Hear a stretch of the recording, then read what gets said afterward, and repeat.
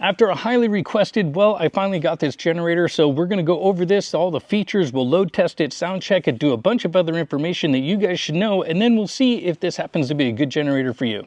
Now, this new portable generator from WEN is a 4800 watt dual fuel generator.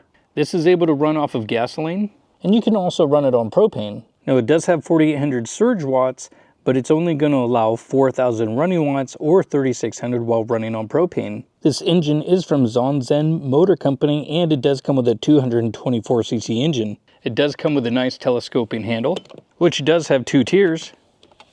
So it is extra long, that way it makes it nice and easy to carry this around. On the front of the generator, you do have this display right here. This is going to show you your load on the left, and then this is going to switch between the voltage, frequency, and the time running, along with the fuel gauge over here, along with this reset button. You also have this reset button right here, economy mode switch. You also have ports down here, so if you wanted to parallel 2 of these together to double your output. This also comes with a TTR 30 amp plug. You do have a pair of 120 volt plugs, so this way if you wanted to plug in a lot of stuff, you have 4 outlets to choose from, giving you plenty of options.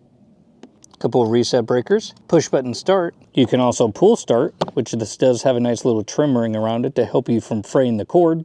It does come with a 12 volt socket, and it does come with 2 USB-A's giving you about 2.1 amps or 1 amps, but at least you can use these to run or charge up little lights and more. On the very bottom of the generator, you do have these 4 legs, which these are relatively thick, so it does allow it to just kind of sit here and dampen any extra noise that might come from the generator. And this here is for your oil drain if you wanted to drain it this way. At the very front of the generator, this is where the intake is, usually where the inverter board is. If you happen to notice, they do have foam in there, which might be a little bit hard to see.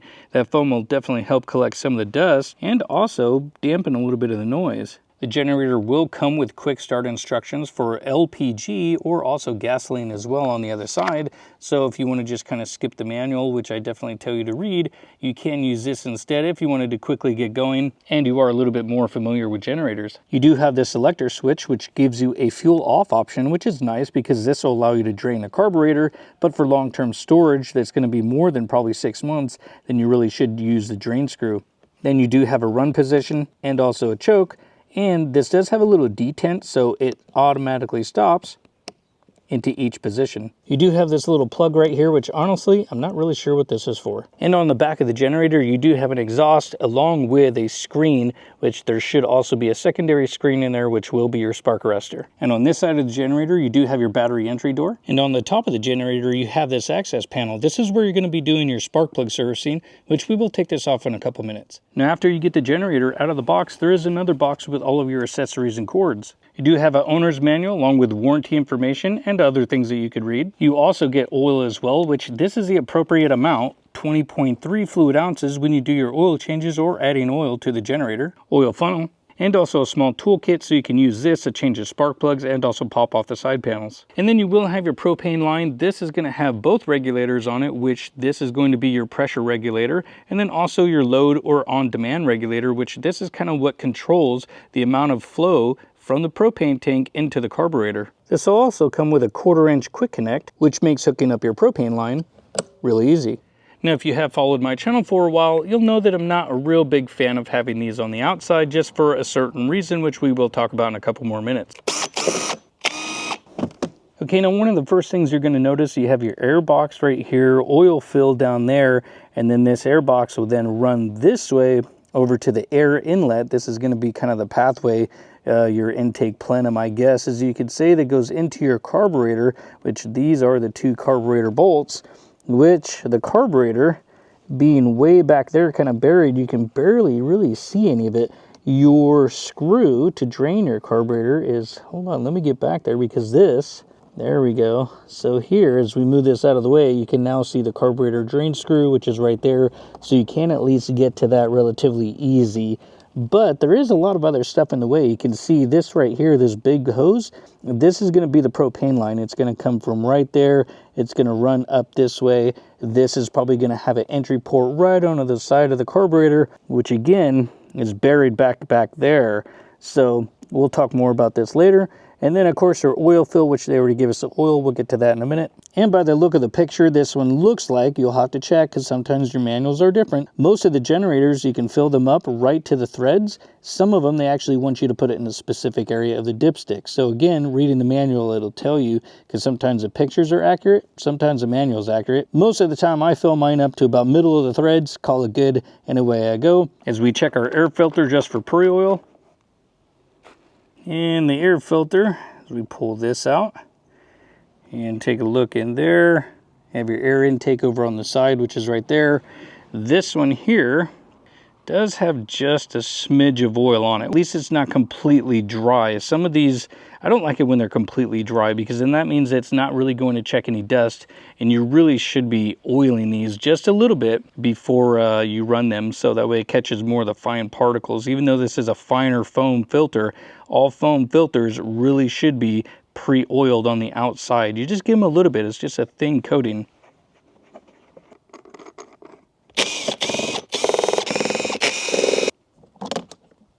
And as we look into the top of the generator, this is where your spark plug access is going to be. So they don't have a separate compartment. Some of them will just have a compartment and you can slide them off. You don't need any tools to get to, but this one, it looks like you'll have to remove all four.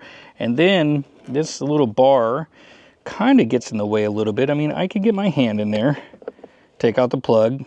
You can then get your spark plug tool in there. Your ignition coil is right there. And then this guy here, not really sure exactly what that is.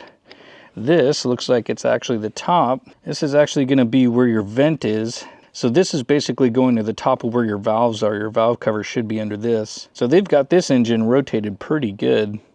Interesting design, definitely a lot different. And our battery compartment, which this is a 12-volt lithium-ion battery, so 6 amp hours, looks like 19.2 watt hours on this battery. So a lithium-ion battery isn't bad, but some people still prefer the lead-acid ones. One, because they are easier to source, and two, they don't have really as many problems when trying to charge them in really cold weather. So if you're going to use this generator and let's say it's 0 degrees outside, it may not want to start charging this battery right away, or you could even, depending if they have maybe a charge regulator on here, it's possible that it could even damage the lithium-ion battery that's in here. I don't have a way to actually test that without freezing the generator, which I guess I could do that and then see if it puts out a charge, but let's get this hooked up.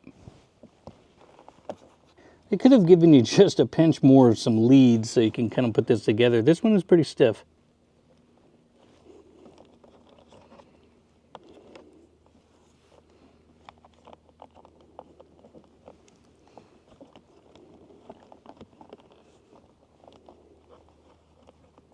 Five minutes later.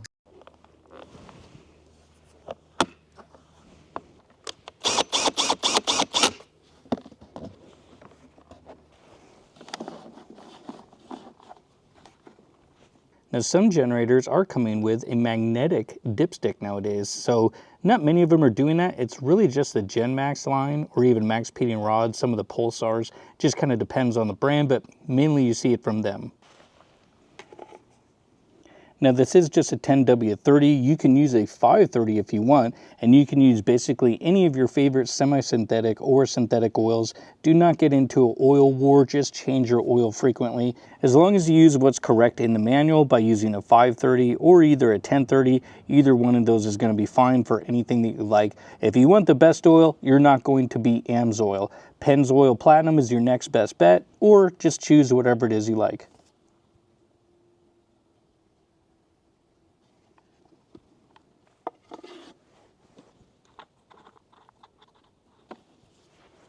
This generator comes in at just under 80 pounds with oil only.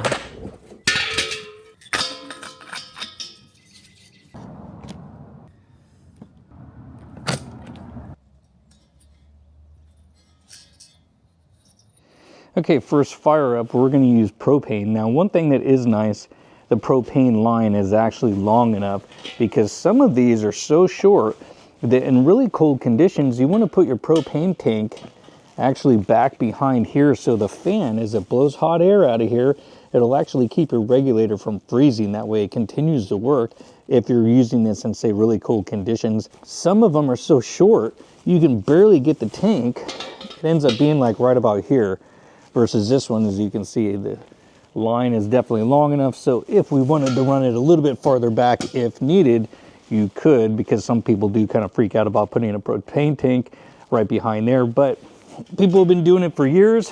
So now if you watch my channel for a long time, you'll probably notice that sometimes I will tell you that you don't need the choke, because this is pressurized, right?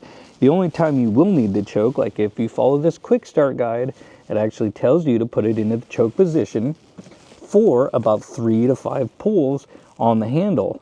Then it'll tell you to put it into the run position. The only reason we're doing this is we're priming the line. That's the only reason. But if we were running on gasoline, we would leave it on the choke position until the engine fires up completely, and that way we give it an enriched condition. That's what we're actually doing by using gasoline and the choke, is that we richen the fuel mixture. That way it can run while it's cold and while it's starting up and warming up, and you would leave it on choke for about 5 seconds and then move it to the run position and you're good to go. Make sure eco is off. It says 3 to 5 pulls gently to prime the engine.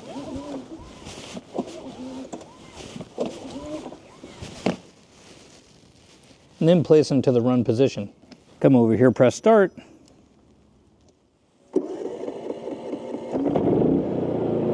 Wow, look at that.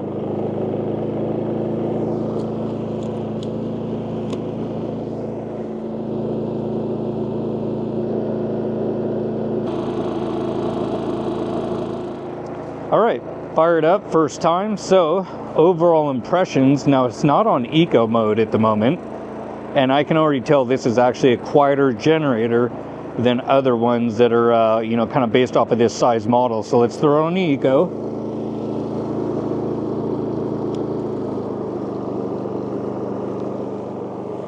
Okay, and now that it's idled down, so it is a little bit quieter. Now, of course, being on propane, it is going to have the fuel light warning on because obviously there's no gasoline in it. But as we circle around, this is going to be just a reset button. But it does show mode, so that's 60 hertz. And then this is going to be our time that it's running, so overall, which is nothing at the moment. And then total amount of time, and then back to basically voltage. So 123 volts. As we look at our RPM, this is on eco mode, right around 3,000 RPM, so it does have a nice low idle RPM.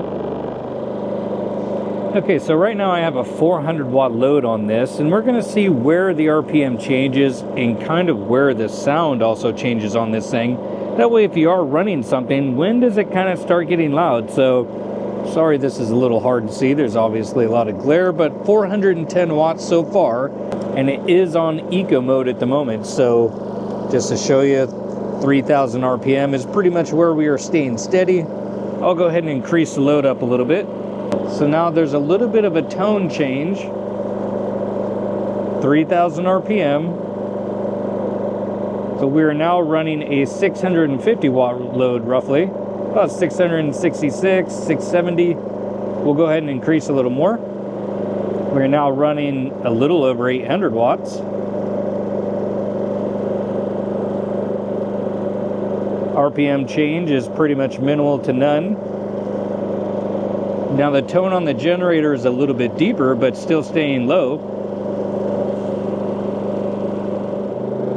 Now at 1,350 watts, maybe 1,400, give or take. Right there, as you can see. Tone has come up a little bit, so it is a little bit louder. RPM is now from 3,000 to about 3,050 to 3,070. Okay, before we do our sound test, I want you to listen real quick if you can hear that noise. Start getting a little closer.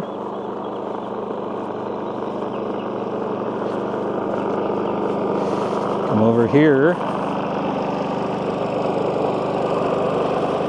So these guys, right here, the wheels, because it, remember, hold on.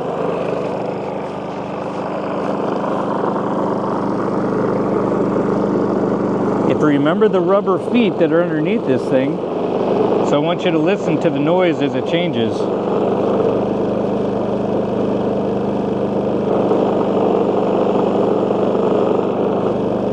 And all I'm doing is just kind of lifting this up a little bit That way there's a little bit of pressure on the wheels. So there's a decent amount. I mean, it's just noticeable because I notice it. But if you wanted to set this on something to where the wheels aren't going to vibrate, that'll get rid of that extra noise that you kind of hear right there. And if you leave this handle out, it is going to vibrate just a little bit. So I don't want that to affect the sound test, so I'm going to fix that. Okay, I've done a lot of sound checks right here at this little mark. This is what the manufacturers will use as a 23-foot distance just to kind of get a baseline sound mark. The only thing I don't know is what level, like 3 feet off the ground, 5 feet or 7 feet. I don't actually know, but this is with eco mode off.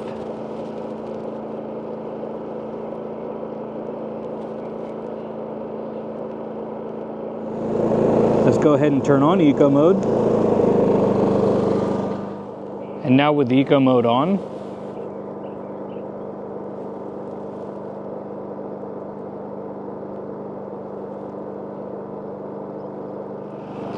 okay, now if you're wondering if propane or gasoline makes a difference as far as sound, no, it doesn't. I've done this test a lot of times. There's such a minimal difference when you're looking at it. It could literally be a bird chirping or some kind of a wind that goes by. I literally see like a 0.1 or 0.2 difference, so it pretty much makes it even when running gasoline or propane as far as doing sound levels. Okay, so just a quick comparison. This one being much smaller, lighter, cheaper, doesn't have as much power, but just to kind of give you an idea of what the sound levels look like if you're looking at something a little bit more compact like this unit. Okay, this is a Pulsar unit on eco mode, no load.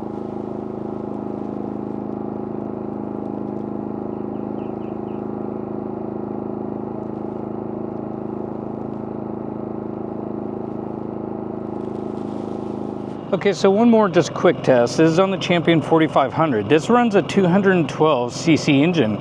The new WEN generator is 224cc engine, right? And this one being decent amount bigger, and this one actually rated has less power. Not by much, but the other one being, this is only 3,500 watts rated. The WEN generator is actually 4,000 watts rated. So actually it is a little bit more, 500 watts more, but much more compact size. So we'll see how much quieter this is. This is on eco mode, so let's just take a look real quick. Champion on eco mode, no load.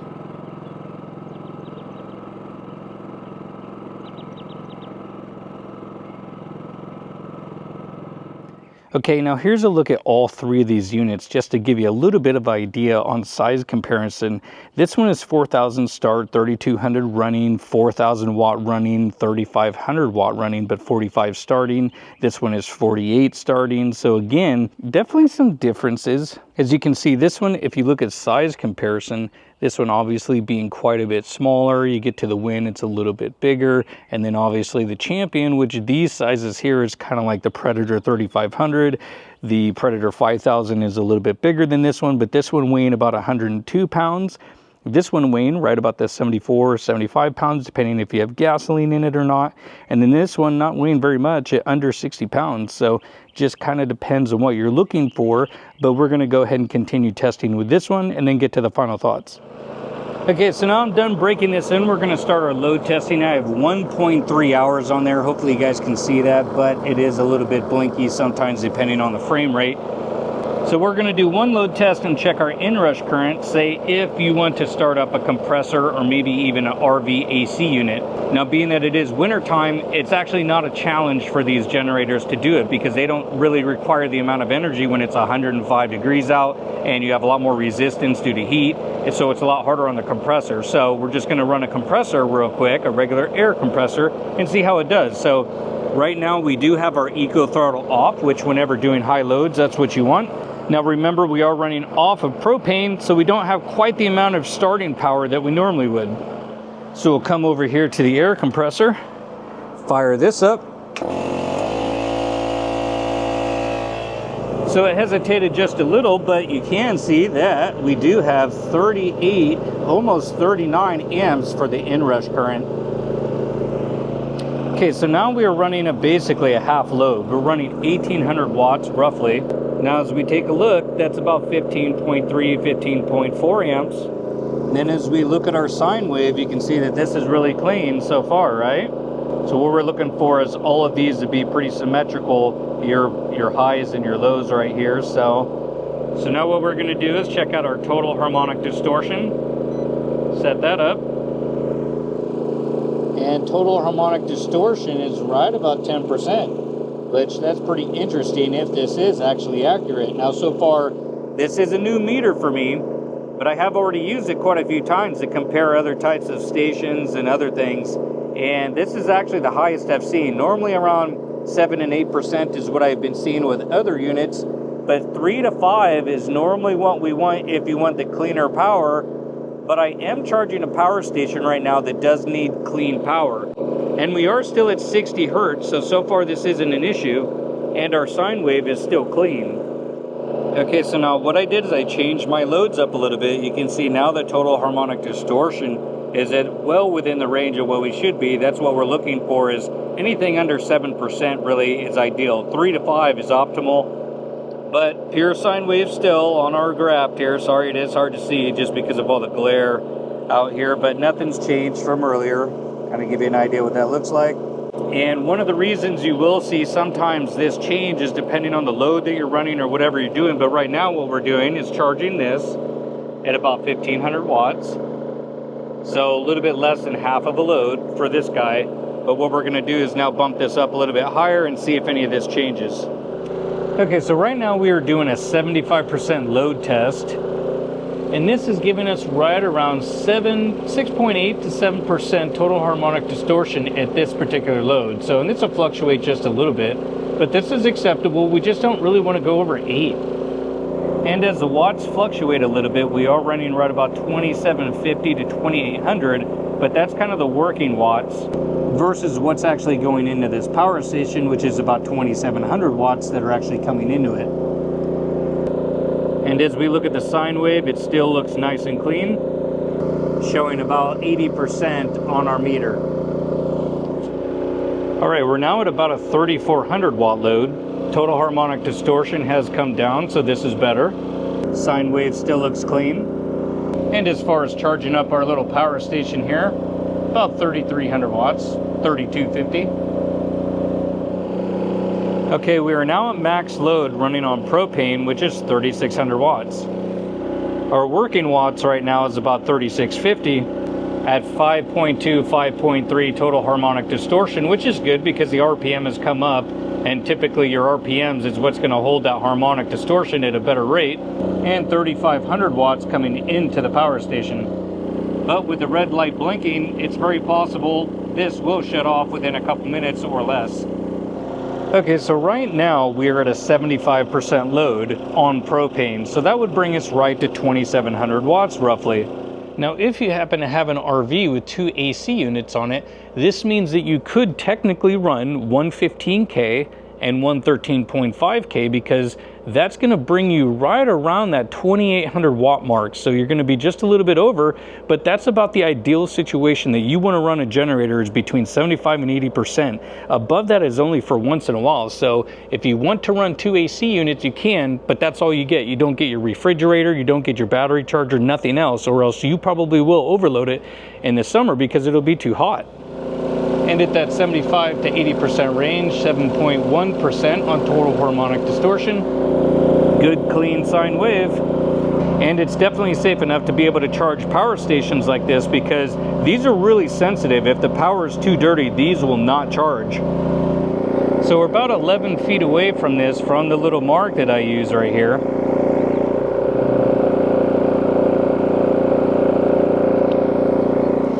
So that's not bad, about 72 decibels at about 11 or 12 feet, considering we are on concrete. So you also have to consider that anytime you put anything on concrete, it's going to be much louder than if you put it on grass, dirt, rocks. Anything else is going to help absorb sound.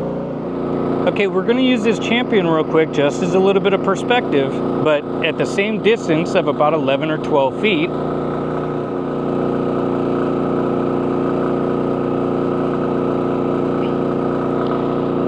Now this is running that same that I was running on the WEN generator, 2700 watts. So about 2750 there, 2650 there coming into the power station. But one thing Champion is known for is good clean power running right as they say at 3 to 5% total harmonic distortion. Okay, let's talk about some pros and some cons with this thing. First, the pros. Now, as far as price, definitely acceptable for the amount of power, the features, also the size, and not to mention the weight. And not to mention, this really is one of the quieter generators that has this much power, is a little bit bigger. It's not as big as like the Champion 4500 or a Predator 3500. It's more on the smaller size, like those compact ones I've been reviewing, like the Champion 4000, the WEN 4600, or like the Pulsar that I showed you earlier. It also comes with an oil, and not to mention the accessories that you need to get this up and running. And overall, it's easy to move around with its telescoping handle, so this is a pretty good generator. Not to mention that it does have a decent runtime, but your runtimes are really going to be a factor really due to the size of the engine, which this one being a little bit bigger, 224 cc's, well, you are going to not maybe run quite as long as the smaller generators with 150 cc engine, or smaller, kind of like that Pulsar, it's 145 cc's. So now we'll talk about the cons, which there's really two that kind of irk me about this unit, which we'll get to in just a second. The first one, which is kind of minor, is really just having this, the load regulator or demand regulator, on the outside of the generator and not built into it. Just because I have a large generator at home, and then I like to take the smaller ones with me in my RVs. So what happens is that because this is connected to the propane line and your regulator here, the pressure regulator, this means when I want to hook it up to my RV, I have a designated line that's a 3/8. So this allows me to take that line and automatically plug it into the Pulsar generator that we saw earlier. And so this makes it really easy, so I can just use that particular setup, and I don't have to carry something like this around, because this is built into the Pulsar generator. And so as you can see, this is the Pulsar generator's hose, has the 3/8 on this side, and then it just has a pressure regulator, that way it gets correct water column on this side. Now you can modify these, but you have to be super careful because these are pot metal. You also have this little brass fitting right here, but this is what you have to remove, is a pressure regulator. And this is just like aluminum. This stuff here, I've already messed up a couple of these. You have to be really careful, a little bit of heat, take your time, and you can modify this. That way you can just put a hose on here with a 3/8 fitting, which if you're careful enough, you can do, but again, you could ruin it, and then all of a sudden you're out this piece, which can get a little bit expensive. But then you could start running your generator off of, say, your quick connect that you might have on your RV. So you can hit the quick connect, then get a 3/8 hose and either plug it into this or plug it directly into the generator, kind of like the one I was talking about earlier. Which, if you look at the size difference between these two, obviously this one's a little bit lighter, a little bit easier to handle. Same thing with this one. These two generators are almost exactly identical. The engine is the same, along with most of the electronics. They're actually from the same builder. This one's just fully loaded. It has electric start. You can actually start and stop that one with your phone. It has data, so you can check out all the cool features. And it has a battery in it. And this is a good unit that's quiet, and so far a lot of people like it. It's doing well. This one is just more simplistic, which this is the one that I kind of run. You pull start it and it just works. So I like features. I wish this one had a little bit more data reading on it, because there's nothing on here. No hour meter, nothing. So I kind of wish it had that, but this generator is really nice, except for I don't like this, and then the two things I don't like. First, we're going to talk about the engine. Now this runs a 224 cc engine from Zonzin, right? So there's a lot of other generators that run a 224 cc engine. That would be basically the Westinghouse 4500, the Onan 4500, and even the Predator 5000. They all run a 224 cc engine. Each one of those generators weighs roughly around 105, maybe 110 pounds. So this one weighing in the low 70s kind of makes you wonder, where did all the weight go? They have to sacrifice it somewhere, and it's not all going to be right here in the body. So then that means they have to really kind of lighten up some of the internals. So then that gets me thinking, well, how much thinner are the crank journals? How much thinner are the crank bearings? How much smaller is the piston? How much lighter is the piston? So those are some of the things that I start to think about, is that if this was only maybe 5 or 10 pounds lighter, then yeah, sure, that would make sense for the smaller size. But you're talking 25, 30 pounds that they had to get rid of, and a 224 cc engine. So it makes you think, if they got rid of all the weight, well, it had to come from the engine somewhere. I haven't taken it apart, so I don't know. That's just my theory and my thought. You guys will have to let me know what your thoughts are on that. Now, the second thing that really irks me on this is the carburetor. Who in their right mind would do that on a generator? Because that is one of the things you have to service the most. Whenever you have a starting issue or you have the idle going up and down and it doesn't want to start easy or it doesn't idle smooth, it's because usually the small jet that's inside of the carburetor is plugged, so you have to take it out. This is something that is actually a real simple procedure if you can get to the carburetor relatively easy. This one is buried. Some of them you have to take off, some of them you can get to the jet really easy, but because this one is so far up in there, that means it's going to be really hard to service this if you're in the field. You're going to be out there struggling, then you're going to get mad, you're going to yell at your wife, then you're going to kick the dog, and then they're going to think it's really your fault when really whoever designed this is the one who's at fault. You done messed up, WEN. The only thing you can actually reach is the stupid screw to drain the thing. So that's one of the big problems I have with this unit. I like it. It's quiet. It's got decent power for what it is. It'll easily run 2 air conditioners on an RV. It'll easily run 1 with power to spare.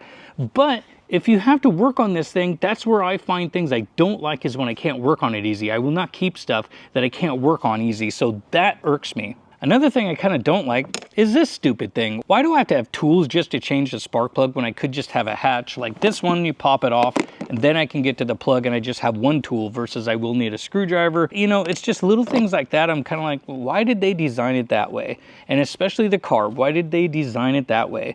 This is just something that seems like it's a good idea. It makes it hard to decide, do I keep this generator? Is this something I would recommend? Or is it something that I'd be like, well, it all depends. Now, think about it this way. If you're just using propane, more than likely you're not going to really have any carburetor issues. So that's where the kind of the benefit is. But if you plan to run this on gasoline and you sit and you don't take care of it and then it ends up getting gummed up and you have to take it apart, well, instead of being like a 20 or 30 minute job, this is going to take you like an hour and a half or more because all this stupid junk is in the way. So now, what do you guys think? Is it still something you want to buy? Am I completely wrong? Or is it something you can relate to and think about, well, maybe I'm not going to buy it just because of that, because again, it's a good generator, I like it, but those couple things definitely keep me from considering, do I keep this or should I just wait for something else to come along that might be better? Let me know your thoughts down in the comments below. I hope you liked the video and I hope to see you in another one.